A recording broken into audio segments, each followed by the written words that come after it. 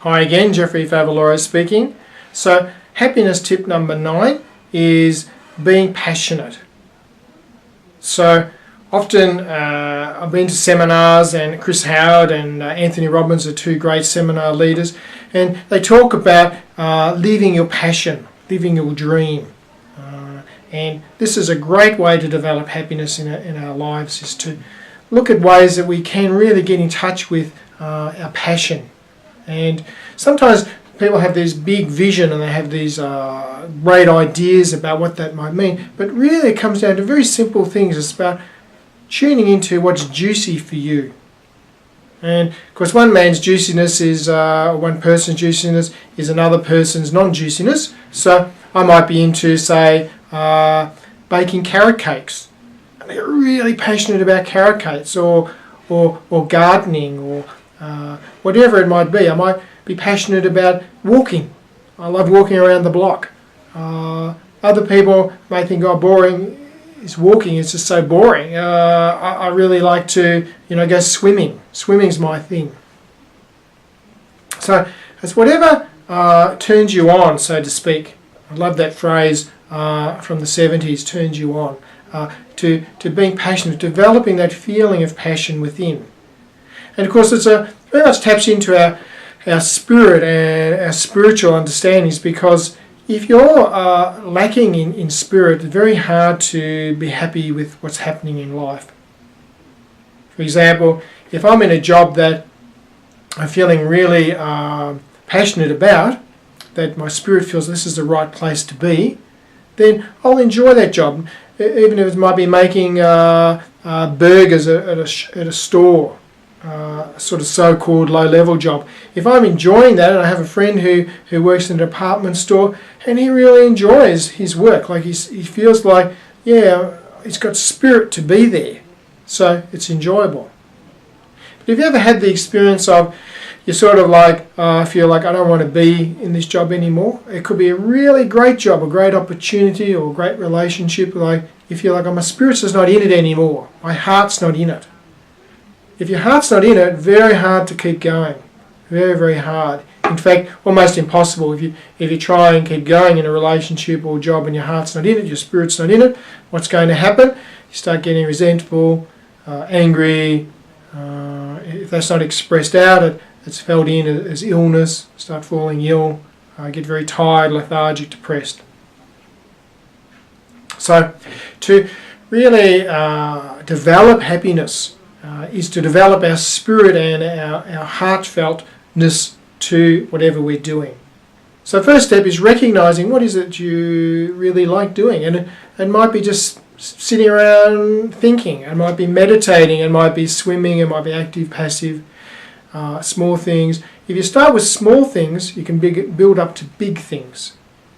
Like, what I mean by that is, if you enjoy cleaning the bathroom sink, really, I love it when it's clean, then start with that. And that'll flow out into other parts of your life. Your passion will start to develop. Your juiciness will start to develop. And people will say, there's something about this person, there's something attracting about this person. They're very enthusiastic for life. And then other people, life will throw that back to you. People will start to be that back to you, because you're getting in touch with that in yourself first. That's the key. That's the key. Getting in touch with that in ourselves first. Happiness tip number 10 is being sexy. Now, what do I mean by being sexy? What I mean is that we develop a sensualness. We get in touch with that maleness or femaleness within, and we allow ourselves to feel that, to feel our sexiness, our sensuality, and allow that to flow into our lives. In the many workshops I've run and the meditation CD on Tantra I've developed, I focus a lot on getting in touch with allowing ourselves to feel our physical sexiness, our physical sensuality, which is very much tied into pleasure. And there's a lot of issues people have around feeling pleasure, allowing pleasure, and this can be a can of worms for some people. And there can be a lot of judgments around this. It can be a sense of, if I let go to pleasure and receive pleasure, I'm going to go crazy or wild or whatever. There's a lot of misinformation around this. If I'm really in touch with my sensuality, my sexuality, often that manifests as creativity, as kindness, as a joy of being in the physical. And I'd encourage you, as a step to developing this, to be more in the physical, to appreciate the physical body and pleasures of the body. But this doesn't mean over indulging those pleasures, because then it becomes unpleasurable for the body. It means being in tune with the body, in tune with its rhythms, and accepting when the rhythms are up and when the rhythms are down, and not being judgmental. Of course, the second key is self-awareness around judgment.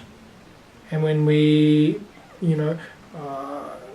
go away from our attractiveness or being attracted and into other negative emotions, so called fear or anxiety, and worry about acceptance, rejection, judgment, and we might experience guilt or shame around having a sensuality and a sensual response to life. But really, to be whole and to be responding with the juiciness of life, need to get into being sexy, into celebrating that at times. And we don't have to do that all the time, we don't have to display it all the time. That's about learning. The third step is appropriate expression, and appropriate expression with people and with ourselves. And going with that and expressing appropriately, we can develop great joy and happiness from it, rather than has to be a bad thing or negative thing or something we have to worry about. So I encourage you to get in touch with your physicality, and then to develop that a little bit and to practice being sexy. Might be some nice clothes, might be some things you do for yourself or partner that really celebrate that. And if you don't have a partner, it might be just a sensuality with nature, with an animal pet, with the joy of the materials and the universe that provide so many beautiful fabrics and experiences. And the transcendence of guilt and shame into that enjoyment can bring us great happiness. Of course, if we get caught up and anxious about it and worried about it, it can also go into great unhappiness. So the key is to really work on this understanding what gives us pleasure, our issues around receiving and giving, and appropriateness, to develop a wholeness around being sexy. So I encourage you to do some work on this and enjoy. Cheers.